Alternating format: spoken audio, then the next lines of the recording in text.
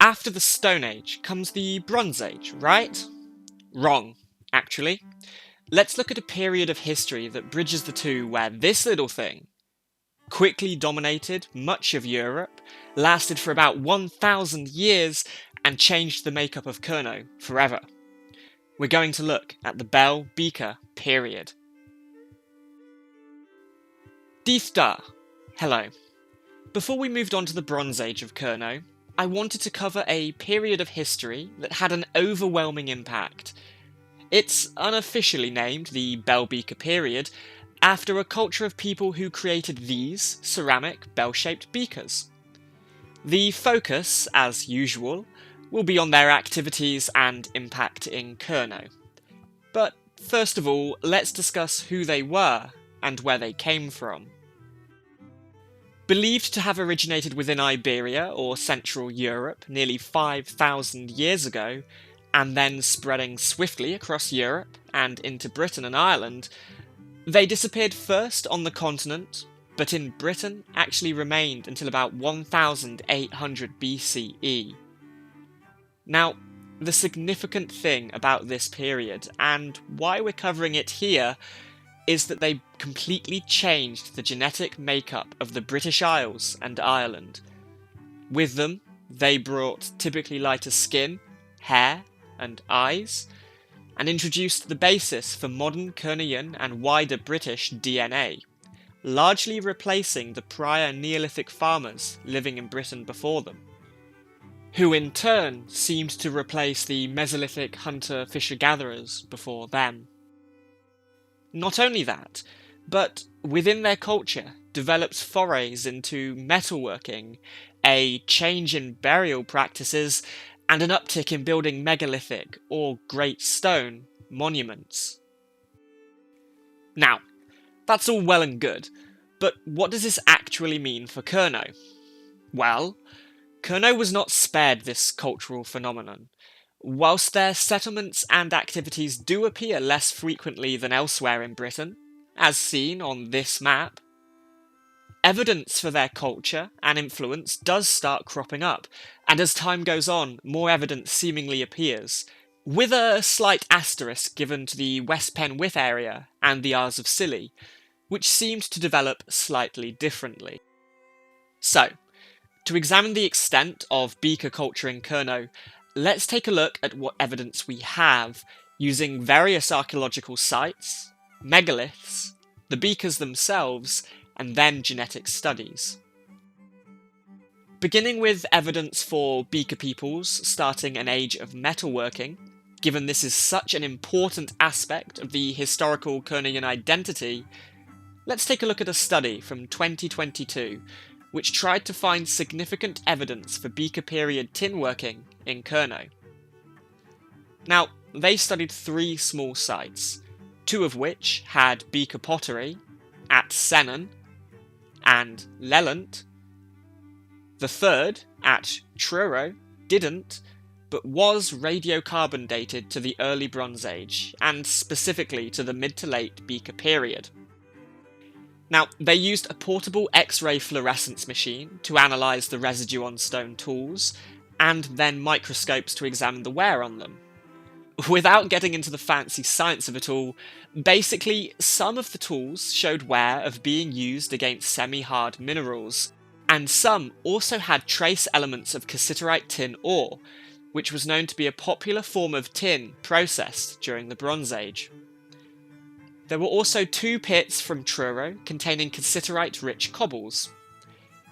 And then what's also interesting is that the Sennen tools were found together around a location of burning, potentially a hearth which could have been used for smelting the tin on site, as this tin wouldn't have required a specialised furnace.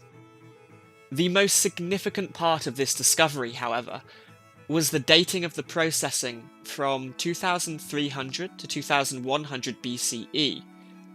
Now, the oldest known tin bronzes found in Britain so far date from around 2200 to 2100 BCE, which would put Kernow amongst the very earliest of the known beaker period metalworkers in Britain, and also among the earlier phases of metalworking in Western Europe as a whole. They conclude their research by positing that Kernow and Devon were the homes of prehistoric tin in Europe, and that there was a maritime metals trade alive and well between Kernow, Brittany, and Ireland, among others, even at this early stage of history, demonstrating that these beaker peoples either coincided with or brought the start of an industry and maritime culture that would define Kernow for about 4,000 years. Moving briefly onto megaliths, these were built in Neolithic Kernow prior to the beakers, though they were largely type of structures known as dolmens, or portal tombs. But upon the arrival of the Beaker period and the early Bronze Age, we do start to see stone circles, like the hurlers, menhirs, like men screefer, and hold stones, such as menan tol. Now, it's hard to say what the link actually is between beaker culture and the larger scale building of megaliths in Kernow. However, using the limited evidence we have, such as beaker pits associated with megaliths, like at the Tri-menhir, combined with the timing and proxies of beakers and megaliths across Europe, we can guess that the two may very well be interlinked, and that with beaker culture also came a preference for building these megaliths.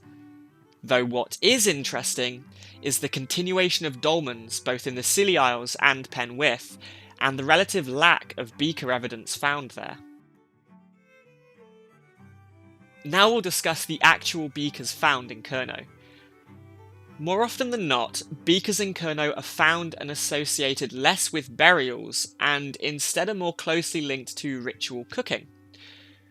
For large parts of the beaker world, this pottery is often linked with both, not just cooking. As time moves on and more studies occur, there is an ever-expanding number of beaker pottery discovered, but the number of beakers associated with death and burial in Kernow remain comparatively low. For example, at St. Stephen in Breow, where a pit and some beaker sherds were found in association with charcoal and domestic usage, not death.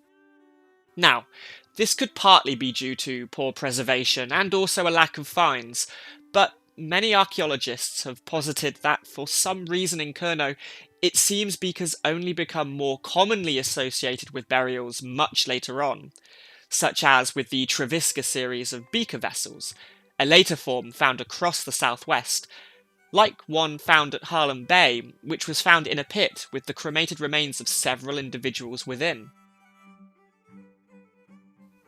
Although beaker culture is present across Europe, you can find regional variations and trends, and this may be just that for Kernow.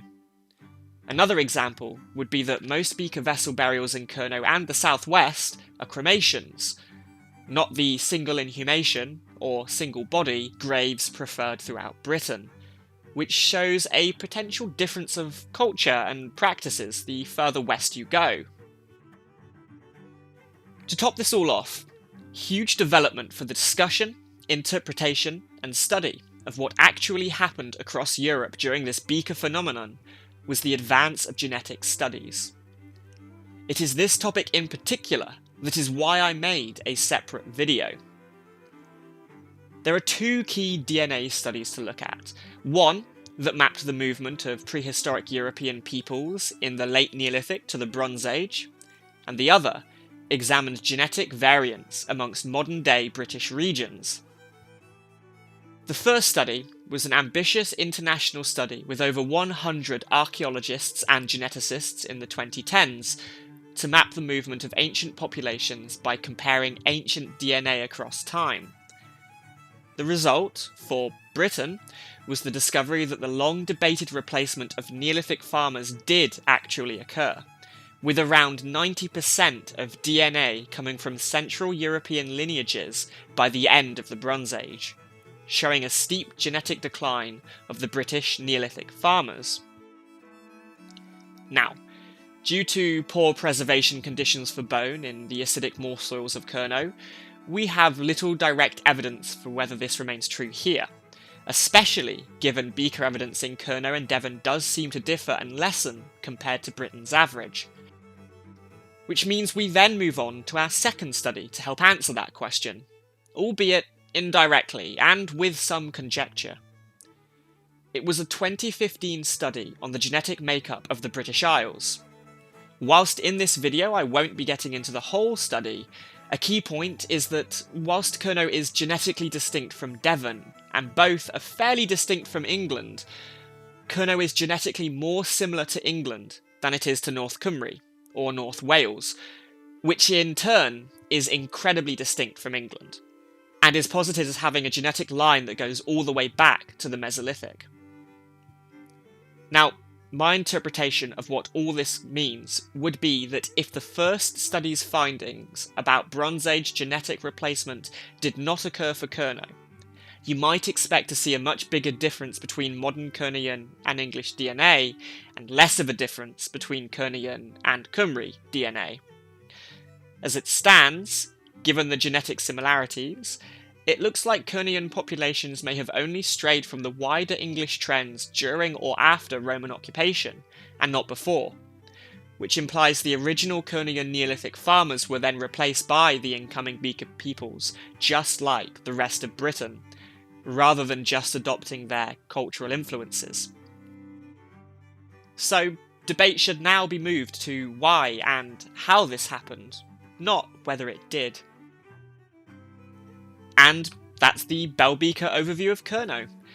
A culture and period of history many of you may not have heard of, which overlaps the last part of the Stone Age and the beginning of the Bronze Age, and to this day is one of the most significant periods of European history, at least in my opinion, laying the earliest foundations for what will come afterwards.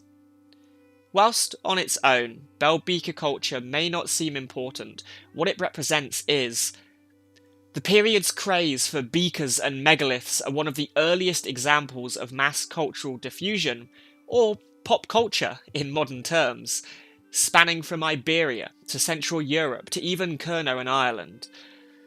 These same people also represent the genetic beginning of modern Kernow, as well as our transition to a tin mining and maritime-based culture. The final thing I want to add is that I only briefly covered the Scilly Isles, both here and in my Neolithic overview. Now, that's deliberate, and because I yet again find their variation to the mainland fascinating and distinct enough that I wish to cover it in a smaller overview of its own. For such a small archipelago, they do seem to keep refusing to follow mainland historical trends, which, as a Cornishman, I can only respect. Anyway, Dugenis ha Miraz. Thanks, and goodbye.